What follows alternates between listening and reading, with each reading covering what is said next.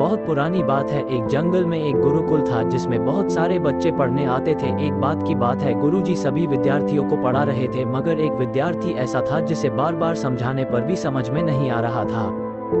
गुरुजी को बहुत तेज से गुस्सा आया और उन्होंने उस विद्यार्थी से कहा, जरा अपनी हथेली तो दिखाओ बेटा। विद्यार्थी ने हथेली गुरुजी के आगे कर दी। हथेली देखकर गुरुजी बोले, बेटा तुम घर चले जाओ, आश्रम में रहकर अपना समय व्यर्थ मत करो, तुम्हारे भाग्य में विद्या नहीं है। शिष्य ने पूछा, क्यों गुरुजी? गुरुजी ने कहा, तुम्हारे हाथ में विद्या की रेखा नहीं है। गुरुजी ने एक होशियार विद्यार्थी की हथेली उसे दिखाते हुए कहा, ये देखो, ये है विद्या की रेखा, ये तुम्हारे हाथ में नहीं है, इसलिए तुम समय नष्ट ना करो और घर चले जाओ और वहां अपना कोई और काम देखो।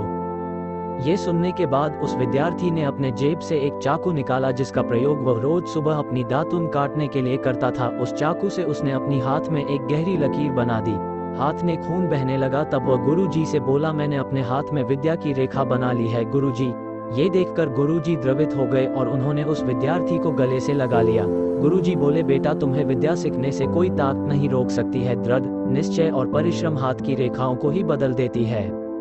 दोस्तों, वह विद्यार्थी आगे चलकर महर्षि पाणिनि के नाम से प्रसिद्ध हुए, जिसने विश्व प्रसिद्ध व्याकरण अष्टाध्यायी की रचना की है। इतनी सदियां बीत जाने के बाद भी आज 2700 वर्षों बाद भी विश्व की किसी भी भाषा में ऐसा उत्कृष्ट और पूर्ण व्याख्या का ग्रंथ अब तक नहीं बना। तो दोस्तों, इस कहानी की शिक्षा ये है कि लोग चाहे जो भी बोले, हम हर एक को गलत साबित करते हुए अपनी लगन और कठिन परिश्रम के दम पर जो चाहे वो सब कुछ हासिल कर सकते हैं।